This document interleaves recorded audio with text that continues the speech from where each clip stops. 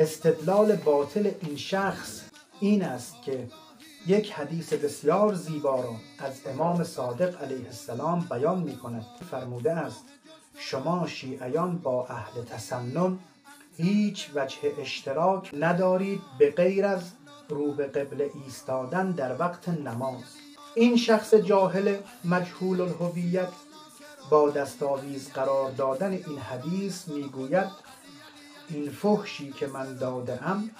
به خلیفه چهارم اهل تسنن داده ام، نه به امام اول شیعیان. چقدر این شخص جاهل و نادان است، اصلا نمیفهمد که منظور امام صادق قرآن ناطق بحر حقایق علیه السلام این است که ای شیعیان اعتقادات شما با اعتقادات اهل تسنن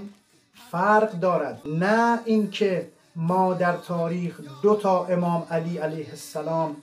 داشته باشیم. و در آخر این مطلب رو بگم به این شخص نادان و به این شخص فحاش که اگر از این نجاستی که خوردید توبه نکنید و در حضور همه اعلام نکنید و به اون دنبال کنندگان خودت که مانند یک بت